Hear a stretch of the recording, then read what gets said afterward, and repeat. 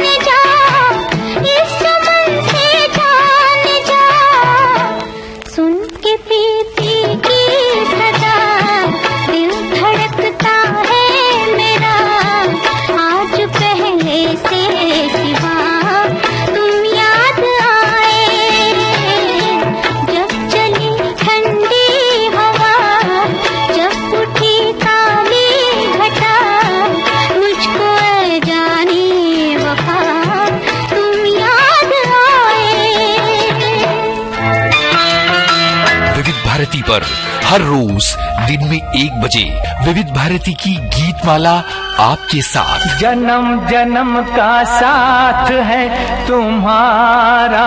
इस कार्यक्रम में हर पायदान पर होगी आपकी भागीदारी। हम और तुम, तो हम और आप पिरोएंगे गीतों की इस माला के मोती साथ साथ। हम साथ हैं। जुड़े रहिए हमारे साथ विविध भारती के फेसबुक पेज पर।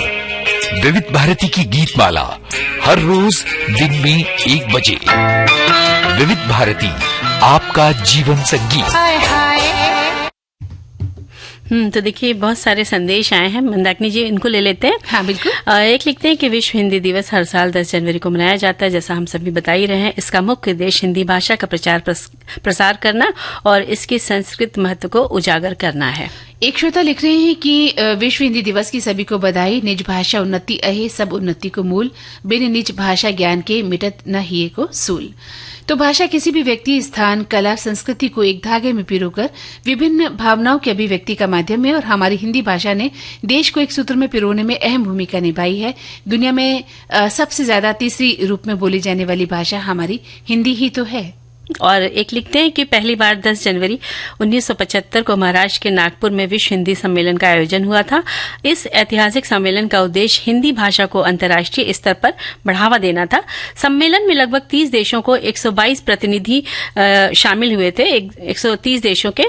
और यूरोपीय देश नॉर्वे में भारतीय दूतावास में पहला विश्व हिंदी दिवस मनाया गया था। बहुत सारी जानकारी हमारे सभी श्रोता भाइयों ने दी है। बिल्कुल। और लिखते हैं एक श्रोता कि विश्व हिंदी दिवस की सभी को शुभकामनाएं। विद्यालयों के बच्चों को हिंदी भाषा पढ़ने और उसमें निपुण बनाने में अखबार भी सहायक सिद्ध होंगे। ये बात बेसिक शिक्षा विभाग ने न सिर्फ मान ली बल्कि निपुण भारत मिशन के तहत बच्चों को पढ़ने में निपुण बनाने के लिए किए जा रहे प्रयासों की कड़ी में एक पाठ अखबार को लेकर भी बनाया गया है। इस पाठ में शिक्षकों को खुद अखबार पढ़कर अपनी हिंदी को सशक्त बनाने और बच्चों के साथ मिलकर अखबार पढ़ने और पढ़ाने की सलाह भी दी गई है। बिल्कुल, ये सलाह, ये बहुत अच्छी सी बात इन्होंने लेकर भेजी है। हाँ। और अगर अखबार को रोज बच्चों को कहा जाए अपने सामने कि भाई थोड़ी देर में सामने पढ़ो, तब उनकी आदत पड़ेगी। और बोल बोल कर अगर पढ़ा जाए पड़ेगी तो आदत। बहुत सी चीजें सुधर सकती हैं। और एक लिखते हैं कि विश्व हिंदी दिवस 2025 को एकता और सांस्कृतिक गौरव की वैश्विक आवाज थीम के तहत मनाया जाएगा, जिसका उद्देश्य हिंदी भाषा का उपयोग करके भाषाई और वैश्विक आदान प्रदान को प्रोत्साहित करना है। भारत अब विभिन्न भाषाओं से समृद्ध देश है, लेकिन भारत की पहचान मूल रूप से हिंदी भाषा से है। हिंदी देश की राजभाषा है। ये भाषा भारत की सांस्कृतिक और भाषाई एकता का प्रतीक है। जिस देश में सैकड़ों भाषाएं और लिपि मौजूद हैं, वहां लगभग 44% भारतीयों की मातृभाषा हिंदी है। हिंदी केवल भाषा नहीं बल्कि भारतीय पहचान और गौरव का प्रतीक है। हिंदी भाषा का क्षेत्र इतना विस्तृत है कि ये केवल भारत में नहीं अपितु बल्कि विदेशों में भी फैली हुई है। विदेशों में ये भारतीय संस्कृति का प्रचार प्रसार करती है। बिल्कुल, हमारे सभी श्रोताओं के विचारों का हम स्वागत करते हैं। एक छोटा सा अंतराल हमें मंजरी अभी लेना होगा।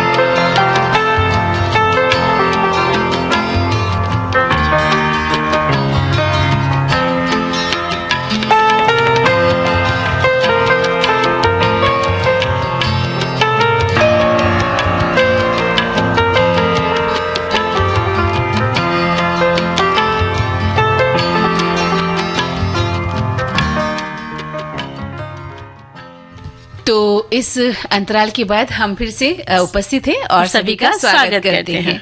तो मंजरी, हमारे एक श्रोता लिख रहे हैं कि विश्व हिंदी दिवस की शुभकामनाएं। दफ्तरों में और रोजमर्रा की जिंदगी में जब तक हिंदी पूरी तरह आत्मसात नहीं की जाती, तब तक हिंदी दिवस मनाना एक फॉर्मेलिटी रह जाएगा। तो अपनी हिंदी को इसी तरह से मजेदार बनाइए और सुदृढ़ बनाइए, कहते हैं। और एक लिखते हैं कि कई देश भाषा सरल हिंदी रहे पढ़ाए, बोले जैसी ही लिखे स्वर व्यंजन समझाए, स्वर व्यंजन समझाए वचन मन कर्म सरीखे, भेदभाव न पाए ब्रह्म अंतर सम दिखे। क्या बात है, बहुत सुंदर से लिखा है। और एक लिखते हैं कि नमस्कार के साथ लिखते हैं कि कार्यक्रम सखी सहेली लाइव सुन रहे हैं। विश्व हिंदी दिवस की आप पर आपकी बातचीत सुनकर बड़ा अच्छा लग रहा है। आपकी प्रस्तुति को दिल से बहुत बहुत धन्यवाद, और आप सभी का धन्यवाद कि आप इतने शिद्दत के साथ सुन रहे हैं। और एक श्रोता लिख रहे हैं कि विश्व हिंदी दिवस की विविध भारती परिवार सभी सुनने वालों को तहे दिल से शुभकामनाएं। ये हमारी मातृभाषा है, हमारे देश में अधिकतर हिंदी बोली जाती है, राष्ट्रभाषा हिंदी है, हर साल हम इसे मनाते हैं और सारे सरकारी बैंकों में ऑफिस में हिंदी में ही बोला जाता है। हिंदी और हिंदी में कार्य करने के लिए प्रोत्साहित भी किया जाता है। आज देश विदेश में हिंदी बोली जा रही है, ये हमारे लिए शान की बात है और बड़े गर्व की बात है कि सारे जहां से अच्छा हिंदुस्तान हमारा। जी, और एक लिखते हैं कि हिंदी है भारत की माथे की बिंदी, बोल चाल की का माध्यम है हिंदी, अब आप भी बोलिए, हमने तो ये बात कह दी, विश्व हिंदी दिवस की शुभकामनाएं। हम तो बोल ही रहे हैं लगातार और आपने लिखा तो बहुत अच्छी बात है। सुन लेते हैं एक गीत।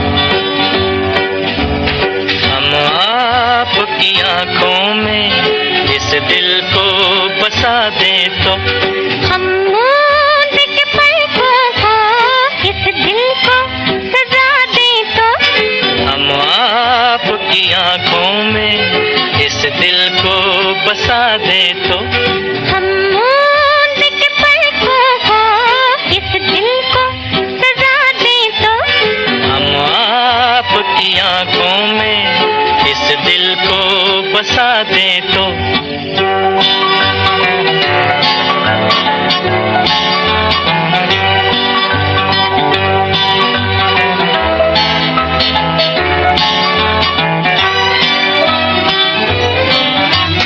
इन जुल्फों में गोंदेंगे हम फूल मोहब्बत के, जुल्फों को झटक कर हम ये फूल गिरा दे तो इन जुल्फों में गोंदेंगे हम फूल मोहब्बत के, जुल्फों को झटक कर हम ये फूल गिरा दे तो हम आपकी आँखों में इस दिल को बसा दे तो हा हा हा हा हा हा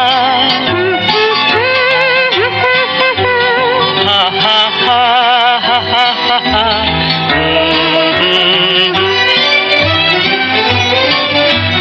हम आपको ख्वाबों में ला के सताएंगे, हम आपकी आँखों से नींदें ही उड़ा दे तो हम आपको ख्वाबों में ला के सताएंगे, हम आपकी आँखों से नींदें ही उड़ा दे तो हम आपकी आँखों में इस दिल को बसा दे तो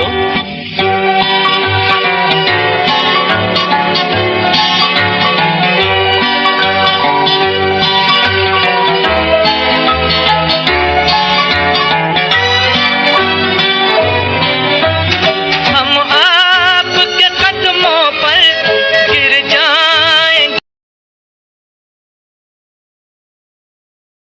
तो हम मूंद के पलकों को इस दिल को सजा दे तो हम आपकी आँखों में इस दिल को बसा दे तो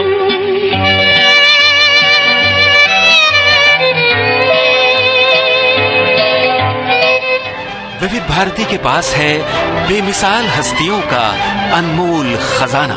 कहानी के किसी सीन के रिहर्सल चल रही थी, मैं भी टाइम पास करने के इरादे से खड़ा हो गया। जाने माने चरित्र अभिनेता जीवन कैसे हुई थी अभिनय ऐसा लगा लिया, कहने लगे बरखुरदार, अरे तुम तो बॉर्न आर्टिस्ट हो, फिल्म में एक्टिंग करो, मैं तुम्हारी लाइफ बना दूंगा, फोटोग्राफी को मारो गोली। ऐसी अनमोल यादें आपको मिलेंगी सिर्फ विविध भारती पर। विविध भारती, आपका जीवन साथी। हाँ तो मंजरी, अब हम बात करेंगे जय जवान जय किसान का नारा देने वाले अद्भुत व्यक्तित्व के बारे में। जी बिल्कुल, हम भारत के द्वितीय प्रधानमंत्री लाल बहादुर शास्त्री जी को स्मरण कर रहे हैं क्योंकि कल 11 जनवरी को उनकी पुण्यतिथि है। हम सादर नमन करते हैं। 2 अक्टूबर 1904 को उत्तर प्रदेश के वाराणसी से कुछ दूरी पर मुगल सराय है, वहां उनका जन्म हुआ था।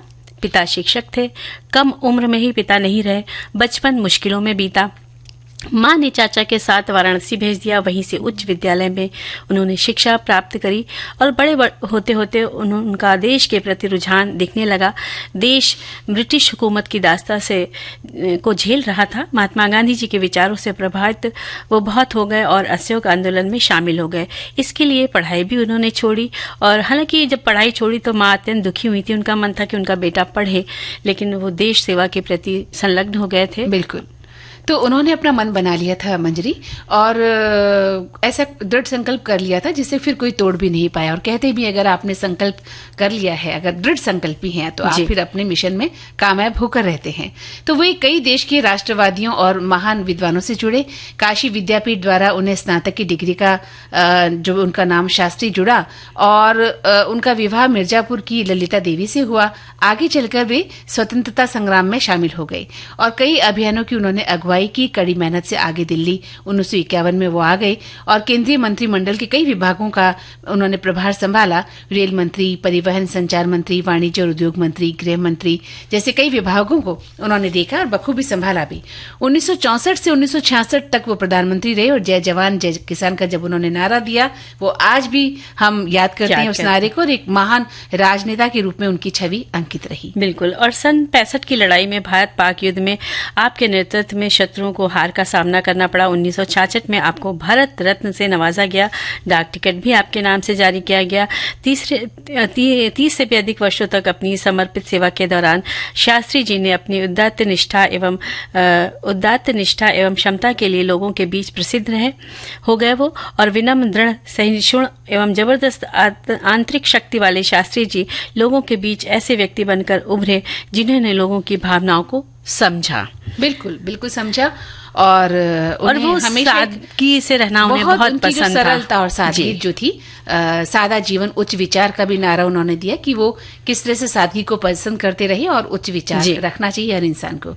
हमारे श्रोता भी लिख चुके हैं इनके बारे में, और लिखते हैं एक श्रोता कि 9 जून 1964 को लाल बहादुर शास्त्री भारत के प्रधानमंत्री बने। उन्होंने दूध उत्पादन बढ़ाने के लिए श्वेत क्रांति को जन्म दिया, बढ़ावा भी दिया। उन्होंने भारत में खाद्य उत्पादन बढ़ाने के लिए हरित क्रांति को भी बढ़ावा दिया था। और भारत के दूसरे प्रधानमंत्री की पुण्यतिथि 11 जनवरी को मनाई जाती है। हमारे श्रोता लिखते हैं उन्होंने देश को 30 से अधिक वर्ष समर्पित किया और उन्हें महान निष्ठा और योग्यता वाले व्यक्ति के रूप में जाना जाता है। और वह बहुत ही आंतरिक शक्ति, विनम्र और सहनशील व्यक्ति थे। वे लोगों की भाषा समझते थे और देश की प्रगति के लिए दूरदर्शी व्यक्ति थे।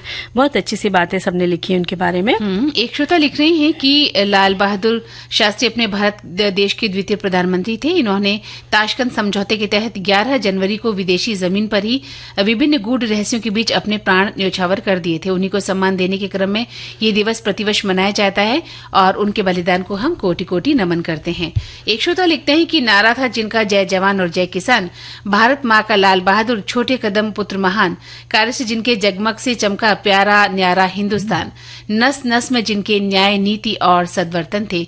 ऐसे व्यक्ति को ये विनम्र वंदन भी करते हैं और श्रद्धांजलि भी देते हैं। और इस तरह से बहुत सारी बातें लिखी हैं, और जब भी ऐसे वीर महान व्यक्तियों के बारे में हम पढ़ते हैं तो मन जो है वो श्रद्धा से झुक जाता है। बिल्कुल, और आप कहते हैं तो अब एक प्यारा सा गीत हम सुनवा देते हैं, क्योंकि लाल बहादुर शास्त्री जी की भी जो तस्वीर है हमारे दिल से कभी उतरती नहीं है। तस्वीर तेरे दिल में जिस दिल पे उतारी है,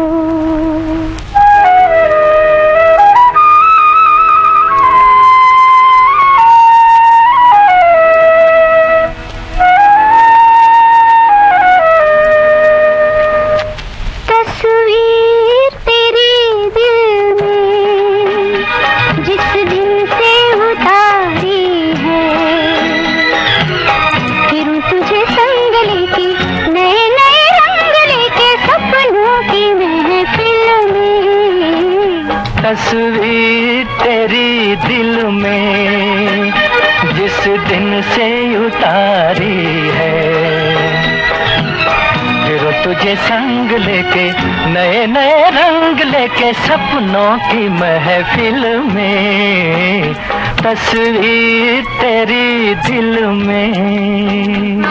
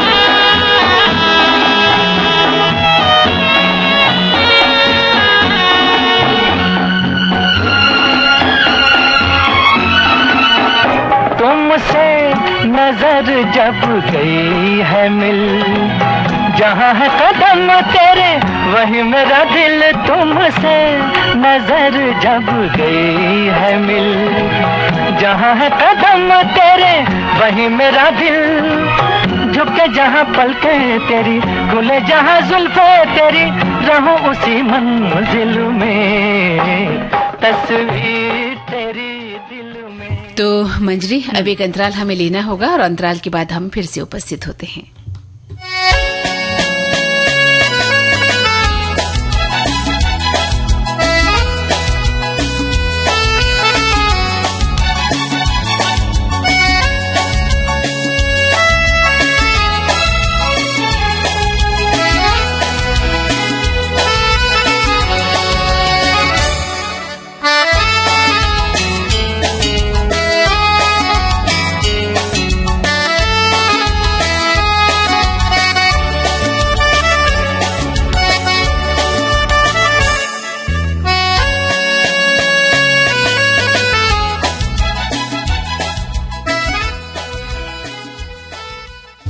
सखी सहेली कार्यक्रम में एक बार फिर से हम उपस्थित हैं और सभी का स्वागत करते हैं। और राष्ट्रीय युवा दिवस 12 जनवरी को मनाया जा रहा है। हम इसके बारे में बात करेंगे क्योंकि मंदाकिनी जी, युवा जो है वो देश की पहचान है और एक ऐसी पीढ़ी जिसके द्वारा देश उन्नति की, समृद्धि और प्रगतिशीलता में गति आती कहना चाहिए। और युवा देश की मजबूत रीढ़ है और उनके द्वारा जो कार्य किए जाते हैं, एक देश प्रगति के पथ पर अपना परचम लहरा पाता है। जब उनके द्वारा जो कार्य किए जाते हैं तभी देश आगे बढ़ पाता है।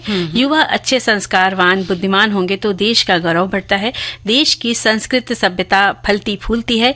युवाओं के योगदान से देश की रक्षा सुरक्षा होती है, देश की एकता अखंडता बनी रहती है। और मंदाकिनी जी, युवा जब ही देश की रक्षा सुरक्षा कर पाएंगे जब वो तन मन धन से, जिसे कहते हैं, अपने आप को अच्छा रख पाएंगे, शारीरिक रूप से भी वो सुदृढ़ होंगे, तभी वो देश की रक्षा कर पाएंगे। बिल्कुल बिल्कुल, उनका जो है तन और मन जो है मजबूत होना चाहिए और उनकी जो इच्छा शक्ति है वो दृढ़ होनी चाहिए। और इसीलिए आज 12 जनवरी को हम युवा दिवस मनाते हैं।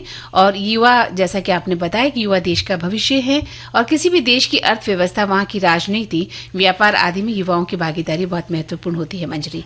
और इस वर्ष की जो थीम है वो है कि राष्ट्र निर्माण के लिए युवा सशक्तिकरण। तो राष्ट्रीय युवा दिवस को स्वामी विवेकानंद जयंती के नाम से हम जो मनाते हैं। स्वामी विवेकानंद एक महान आध्यात्मिक गुरु, एक गहन दार्शनिक और दृढ़ सिद्धांतों वाले व्यक्ति थे, जिन्होंने भारतीय युवाओं को आत्मविश्वास के साथ आगे बढ़ने के लिए हमेशा प्रेरित किया। जी, और संयुक्त राष्ट्र संघ ने 1984 में अंतर्राष्ट्रीय युवा वर्ष घोषित किया गया और बाद में भारत सरकार ने साल 1984 में हर साल 12 जनवरी को राष्ट्रीय युवा दिवस के रूप में मनाने का फैसला किया। हमें स्वामी जी के जन्म के बारे में भी इस विषय में शामिल करना है क्योंकि वो 12 जनवरी राष्ट्रीय युवा दिवस के रूप में मनाया जाता है। 12 जनवरी सन 1863 को कोलकाता में आपका जन्म हुआ स्वामी विवेकानंद जी का, और आपके पिता का नाम विश्वनाथ दत्त था। विवेकानंद के घर का नाम नरेंद्र दत्त था। 1884 में अपने पिता को खो जाने के कारण उनके घर को आर्थिक संकटों का बहुत सामना करना पड़ा था, जिसके कारण एक वक्त का भोजन मिलना भी मुश्किल हो जाता था।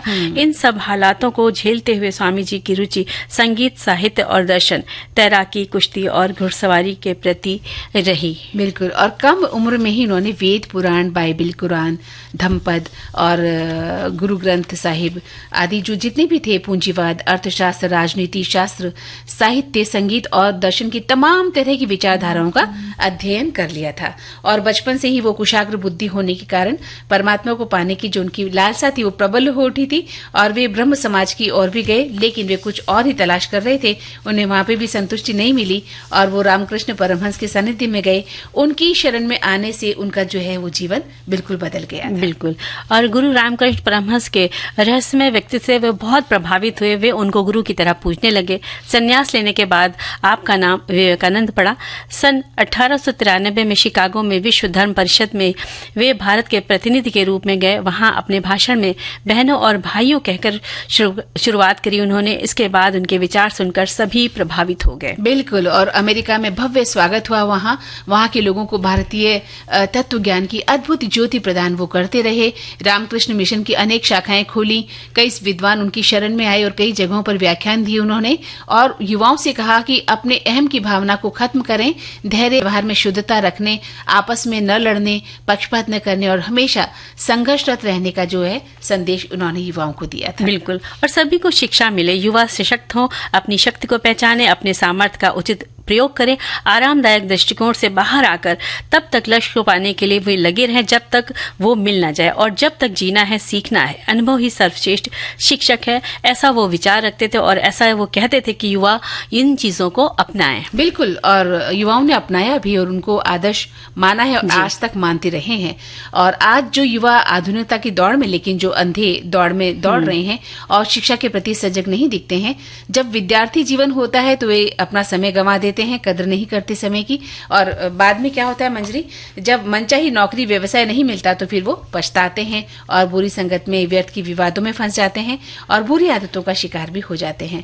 तो अगर वे हुनर को पहचान लें और बहुत महान कार्य ना भी करें, लेकिन अच्छे कार्य करें, अच्छे कार्य कम उम्र में भी वो कर सकते हैं। अगर समय रहते वो समय की कहते हैं ना शक्ति को पहचान जाएं, तो वो भारतीय संस्कृति को पहचान लेंगे, सभ्यता को पहचानेंगे, अपने वेद ग्रंथों की ओर मुड़ेंगे जिससे कि वो विमुख हो गए हैं। बिल्कुल, और अपने परिवार की परंपराओं और सभी के प्रति दया, सहानुभूति और कर्तव्यों को करने की ललक होनी चाहिए युवाओं में, और बड़ों छोटों सभी जीवों के प्रति प्रेम करना, यानी और कुछ सीखते रहने की लालसा बनी रहनी चाहिए। तभी युवा पीढ़ी देश हित में कार्य कर पाएगी, और जो बुरे पदार्थों का जो सेवन करते हैं वो ना करें, बुरी संगत से बचे, समय का सदुपयोग करें, और समाज में स्वस्थ माहौल प्रदान करने में युवाओं को आगे आना चाहिए। और कहना चाहिए कि जो आज की दुनिया में हम देख रहे हैं, बच्चे मोबाइल में लगे रहते हैं और उन्हें दीन दुनिया की खबर नहीं रहती है, तो थोड़ा आप खबरों के प्रति भी जाएं, और अपने शरीर को तंदुरुस्त बनाने के लिए बाहर निकलें, योग करें, ध्यान करें। हालांकि कंप्यूटर में वो अपनी पढ़ाई से संबंधित बातें भी देखते हैं, क्योंकि उनकी पढ़ाई का माध्यम अब कंप्यूटर या मोबाइल भी हो गए हैं। उसको तो हम नकार नहीं सकते, क्योंकि माध्यम ही तो पढ़ना पड़ेगा। उससे बाहर निकलना जरूरी है और घूमना भी जरूरी है, शरीर को स्वस्थ रखना जरूरी है, और प्रकृति के नजारे लेना भी बहुत जरूरी है, क्योंकि वहां से आपको एक सुकून की, शांति का एहसास होता है। बिल्कुल, तो कहीं न कहीं हम स्वामी विवेकानंद को अगर अपना आदर्श मानते हैं तो एक कण बराबर उनकी बराबरी कर सकते हैं। अगर ज्यादा कर लें तो बात ही क्या, लेकिन कण भर भी अगर हम कर लेते हैं तो बहुत बड़ी बात है जी।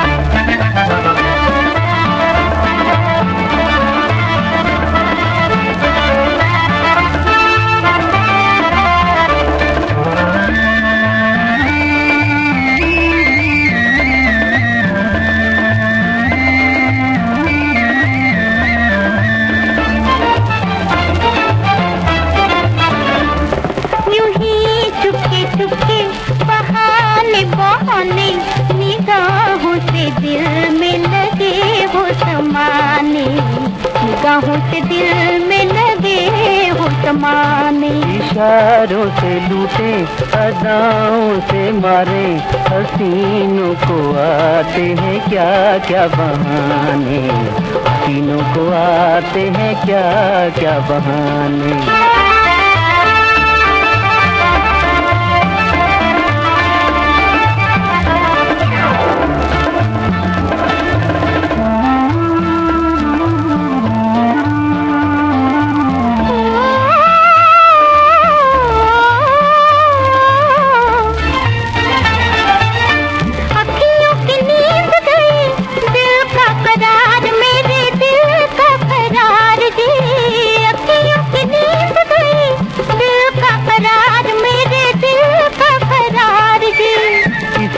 तो दिल वाले कहते हैं प्यार, देखो कहते हैं प्यार जी। ये क्या जादू डाला कि मन भूला भाला, संभाले न संभले मनाए न माने। हसीनों को आते हैं क्या क्या बहाने, यूं ही चुपके चुपके बहाने बहाने, निगाहों से दिल में लगे हो समाने, निगाहों से दिल में लगे हो समाने।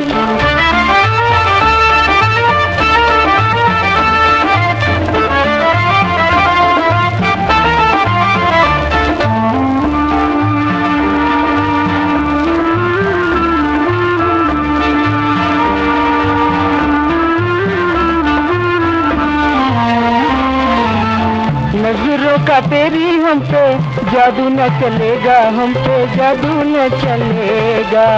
नजरों का तेरी हम पे जादू न चलेगा, हम पे जादू न चलेगा। परवाना खुद आके शम्मा पे जलेगा, देखो शम्मा पे जलेगा। कहाँ तक छुपोगे, कहाँ तक बचोगे, के हाल न जाए नजर के निशाने। हसीनों को आते हैं क्या क्या बहाने, यूं ही चुपके चुपके।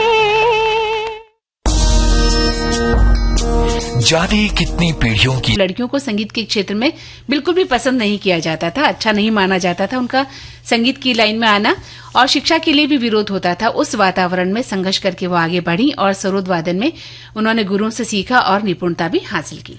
आपके उस्ताद गुरु रहे अलाउद्दीन खां और उस्ताद अली अकबर खां, जिनके सानिध्य में आपने शिक्षा प्राप्त की। बचपन से ही शरण रानी धुन की पक्की थी, जिस चीज की लगन लग गई वो सीख कर मानती थी। उन्हें कई पुरस्कार भी इसी वजह से प्राप्त हुए थे। सरकार द्वारा राष्ट्रीय कलाकार, साहित्य कला परिषद पुरस्कार और राजीव गांधी राष्ट्रीय उत्कृष्टता पुरस्कार से उन्हें नवाजा गया था। और संगीत नाटक अकादमी पुरस्कार भी उन्हें 1986 में लाइफ टाइम अचीवमेंट अवार्ड, 2000 में महाराणा मेवाड़ फाउंडेशन अवार्ड, 2004 में सरोद में डॉक्टरेट की उपाधि मिली और उनकी वीथिका से 4 वाद्य लेकर वर्ष 1998 में डाक टिकट भी जारी किए गए थे। और इसके साथ ही उन्होंने किताबें लिखी। सरोद के उद्भव, इतिहास व विकास पर the divine sarod, its origin, activity and development in India since BC 2nd century किताब लिखी थी। वे दुर्लभ वाद्यों का संग्रह करती थी। उन्होंने शरण रानी बाकलीवाल वीथिका की स्थापना की थी, जिसमें 450 शास्त्रीय संगीत के वाद्यों को प्रदर्शित किया गया है। बहुत खूब। और साथ ही उन्होंने कई रागों की रचना भी की। वाद्य संगीत और सरोद वादन के क्षेत्र में देश की पहली महिला कलाकार थी। आपने अमेरिका, ब्रिटेन की संगीत कंपनियों के साथ भी रिकॉर्डिंग की और देश विदेश में गई, अपने सरोद वादन को प्रदर्शन किया और ख्याति भी प्राप्त की। आप प्रथम महिला थी। 15वीं शताब्दी के बाद बने हुए वाद्य यंत्रों को न केवल संग्रहित किया बल्कि राष्ट्रीय संग्रहालय में दान में भी उन्होंने उनको दे दिया। आपने यूनेस्को के लिए रिकॉर्डिंग की। आपने अच्छन महाराज से शास्त्रीय भारतीय नृत्य का कथक रूप और नव कुमार सिन्हा से मणिपुरी नृत्य भी सीखा। देखिए, ऐसी होती है कला। और सबसे बड़ी बात मंजरी जी कि शरण रानी ने ऑल इंडिया रेडियो और दूरदर्शन की शुरुआती कलाकारों में भूमिका भी निभाई। पहली ऐसी थी उन शुरुआती कलाकारों में से वो एक हुआ करती थी। बैकलीवाल गुरु शिष्य परंपरा के तहत संगीत सिखाती थी और इसके लिए भी अपने छात्रों से कभी कोई फीस नहीं लेती थी और कई छात्र कई सालों तक उनके घर में उनके शिष्य के रूप में निःशुल्क रहते थे। उन्होंने मयूरी सितार 1850 राजस्थान के एक राजसी परिवार से प्राप्त किया था। कश्मीर से टाइगर हेड रबाब और दरबारी सितार 1850 के समय का उन्होंने वाद्य यंत्र प्राप्त किया था। वीणा 1825 के समय की उन्हें मिली थी और ये सब संग्रहालय में उन्होंने रखवा दी। और 1960 में उनका विवाह दिल्ली के ही व्यवसायी सुल्तान सिंह बैकलीवाल से हुआ था, जिनकी एक बेटी राधिका नारायणन है। और शरण रानी ने इस संसार से 8 अप्रैल को 2008 में विदा ले ली थी। संगीत और वाद्य यंत्रों के जरिए उन्होंने ऊंचाइयों को छुआ और ऐसी महान कलाकार सदियों तक याद की जाती रहेंगी। बिल्कुल। दिल से दिल की डोर बांधे, चोरी चोरी जाने हम तुम हम संग संग चले आज कहाँ, आज कहाँ। दिल से दिल की डोर बांधे, चोरी चोरी जाने हम तुम हम संग संग चले आज कहाँ, आज कहाँ।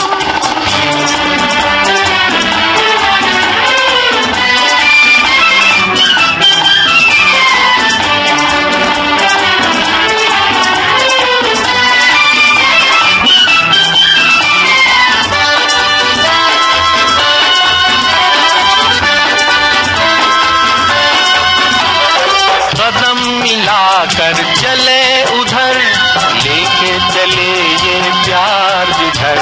प्यार की राही तू ही बता, खत्म कहाँ होगा ये सफर। कदम मिलाकर चले बांधे, चोरी चोरी जाने हम तुम हम संग संग चले आज कहाँ, आज कहाँ।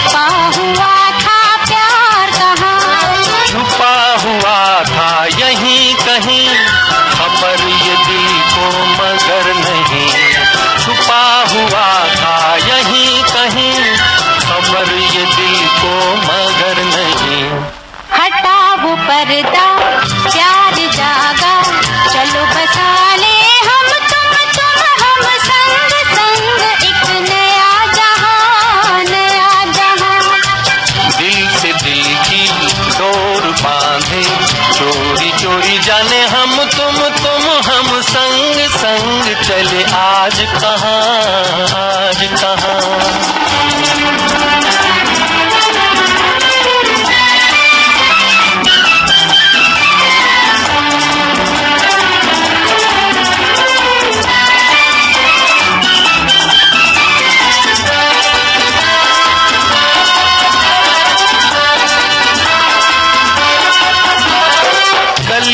पहले फूल हुई, कहो ये किसकी भूल हुई। चमन रहे ये खिला खिला, दिल वो दिल से मिला मिला। कली थी पहले फूल हुई, कहो ये किसकी भूल हुई। चमन रहे ये खिला खिला, दिल वो दिल से मिला मिला। मिली है मंजिल जिंदगी को, दिल ये पूछे हम तुम हम संग संग अब चले कहाँ, चले कहाँ। दिल से दिल की डोर बांधे। मन की बात है जन जन की, सभी की कुछ अपनी सी, संघर्षों के कुछ किस्से। के संस्कार और सद्भाव से परिवार में आत्मीयता बढ़ती है। बिल्कुल। किसी भी समाज की सुंदरता, मंदाकिनी जी, देश की सुंदरता वहाँ के रहने वाले सभी परिवार के सदस्यों से होती है और उनका आपसी जो प्रेम व्यवहार होता है, त्याग समर्पण होता है, आपसी एकता, घनिष्ठता, अनुशासन और सभी धार्मिक सांस्कृतिक कार्यक्रमों की भागीदारी में हिस्सा लेने से होता है। और एक परिवार यदि संस्कारों से भरा होता है तो दूसरा परिवार भी उससे सीख सकता है। यदि सभी अच्छी बातों को ग्रहण करने लग जाएंगे तो धीरे धीरे सभी खुशहाल हो जाएंगे, है ना? बिल्कुल, जैसा हमारा ये सखी सहेली का परिवार है ना जी, हाँ, ये भी बिल्कुल। देखिए कितना सद्भाव और संस्कारों से भरा है। बिल्कुल। हमारे श्रोता, हमारी सखी और सखा लगातार बैठे रहते हैं, कार्यक्रम सुनते हैं, अपने विचार व्यक्त करते हैं, एकता के सूत्र में बंधे रहते हैं, सहभागिता निभाते हैं। तो बिल्कुल। यही एक परिवार की निशानी होती है, जहाँ सब मिलजुल कर रहते हैं, सद्भाव के साथ रहते हैं। लेकिन इतना सोच पाना हर किसी की बस की बात नहीं होती मंजरी। जब हम किसी के जीवन की कहानी सुनते हैं या पढ़ते हैं ना, तो क्या कितना सीख पाते हैं या कितना हम पढ़कर भूल जाते हैं, क्योंकि ये कहानियां हर परिवार में होती है और सबक हम कहीं से भी ले सकते हैं। इंसान को कामयाब बनाने के लिए कुछ बातों को समझना भी चाहिए, समझाना चाहिए, सकारात्मक सोच रखनी चाहिए, काम के प्रति हमारे मन में समर्पण होना चाहिए, शिष्टाचार है, दृढ़ विश्वास है और साहस। ये परिवार में इन सभी बातों की जरूरत होती है। अगर ये सभी गुण है तो फिर वो परिवार तो कहते हैं ना कि अच्छे से निभ जाता है। और तभी परिवार में आत्मीयता की भावना फलती फूलती है और जीवन में संघर्षों का आना जाना तो लगा रहता है। मीठी कड़वी बातें, सुख दुख की घड़ियां, खुशी हंसी के पल सब मौसम की तरह आते जाते रहते हैं। मौसम का महीना तय रहता है, लेकिन इन सब बातों का कोई मौसम नहीं रहता है। किसी भी क्षण आ जाते ये सारे, है ना? कभी सुख कभी दुख, कभी सुख है कभी दुख है। और इंसान को हर क्षण को जीना है, संभलना है। बिल्कुल, और अपने आप को सकारात्मक रूप से बचाना भी है, अपनी जिम्मेदारियों को निभाना है, पल्ला नहीं झाड़ना है जिम्मेदारियों से, बल्कि उन्हें निभाना है अंतिम दम तक। माना कि जैसे पिता और बेटे की बात करें तो मनमुटाव कई बार हो जाता है, लेकिन इसके लिए उन्हें छोड़ देना क्या सही बात है? नहीं ना। तो हमें समाज में, परिवार में जरा भी बात पर कलह अगर हो जाती है, हम एक दूसरे से अलग हो जाते हैं या ठान लेते हैं, इसका नतीजा होता है कि परिवार टूट जाते हैं और परिवार खुश नहीं रह पाते। तो ऐसी स्थिति में जरूरत है कि परिवार में एकता रहे, आत्मीयता रहे, आपसी प्यार रहे और उस पर किसी की बुरी नजर ना पड़े, और तभी सब तरफ से सुख आ सकता है। बिल्कुल। और हमारे श्रोता भी लिखते हैं कि संस्कार का मतलब है शुद्धिकरण। संस्कारों का मकसद व्यक्ति को उसके समुदाय का योग्य सदस्य बनाना और उसके शरीर, मन और मस्तिष्क को पवित्र करना है। संस्कारों से व्यक्ति में अच्छे गुणों का विकास होता है। संस्कारों का पालन करने से मनुष्य जीवन के लक्ष्य को पा सकता है और समाज, परिवार में सद्भाव बनाता है। बिल्कुल, संस्कार और सद्भाव से परिवार में आत्मीयता आती है। एक भाई हमारे साथी लिखते हैं कि भाई आत्मीयता तो अपने में अपनेपन के विकास का एक सुप्रसिद्ध और सुसंस्कृत नाम है, किंतु इसके पीछे अपने संस्कार जनित सद्भाव ही हैं। दरअसल अपने सुसंस्कृत सद्भाव ही अपनों में अपनी आत्मीयता के जनक हुआ करते हैं। चूंकि वे अपने ही हैं, इसलिए उनमें भी अपने ही संस्कार हैं, किंतु यदि उनमें से किसी एक प्रकार का दोष विकसित हो जाता है तो फिर परिवार में दोष आ जाता है। बिल्कुल। और एक लिखते हैं कि सद्भावना से एक दूसरे का सहयोग करना परिवार की स्वस्थ परंपरा को सौंपा जाना चाहिए। हारी बीमारी में सभी बच्चों से पूछताछ करें और देखभाल, चिकित्सा, परामर्श, सहानुभूति व्यक्त करने के लिए तत्परता बरतें। बड़े बच्चों को छोटे बच्चों को पढ़ाएं।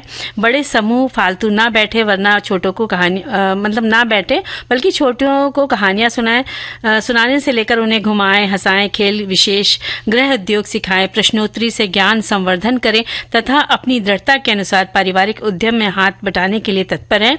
निरर्थक समय गंवाते रहने की सुविधा को प्रतिष्ठा का प्रश्न ना बनाएं, मिलजुल कर काम करने की परंपराएं अपनाएं। कितनी सुंदर बात है। बिल्कुल। और एक श्रोता लिखते हैं कि मनुष्य का जो स्वभाव होता है उसी के अनुरूप उसकी मनोदशा बनती रहती है, और जब वही आदत अपने जीवन का अंग बन जाती है तो फिर हम उसे संस्कार मान लेते हैं।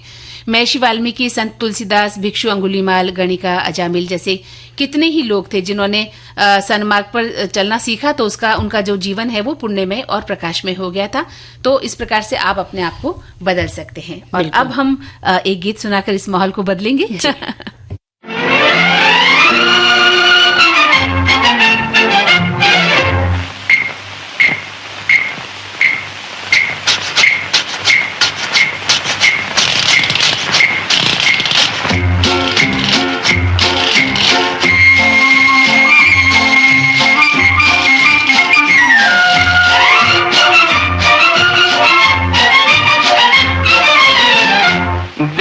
मौसम क्या बहार है, सारा आलम बेकरार है, ऐसे में क्यों हम दीवाने हो जाए ना। देखो मौसम क्या बहार है, सारा आलम बेकरार है, ऐसे में क्यों हम दीवाने हो जाए ना। छलकी छलकी चांदनी भी है, हल्की हल्की बेखुदी भी है, ऐसे में क्यों हम यहीं पर खो जाए ना।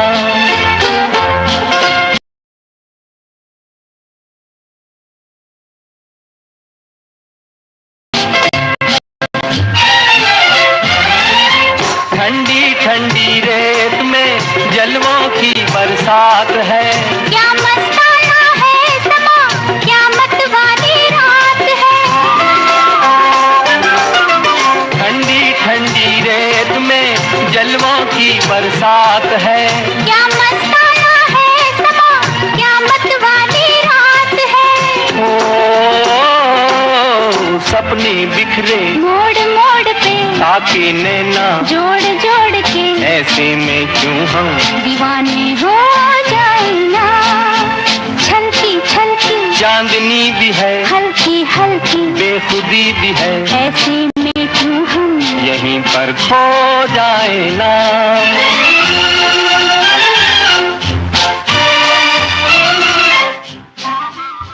तो मंजरी, आज तो बातों का जो जखीरा है वो इतना ही रहेगा। जी। और फिर किसी कार्यक्रम में फिर आएंगे और खूब सारी बातें करेंगे हमारे सखियों और सखाओं के साथ। तो इस कार्यक्रम यानी सखी सहेली कार्यक्रम से मंदाकिनी जोशी और मंजरी वर्मा लेते हैं विदा। नमस्कार।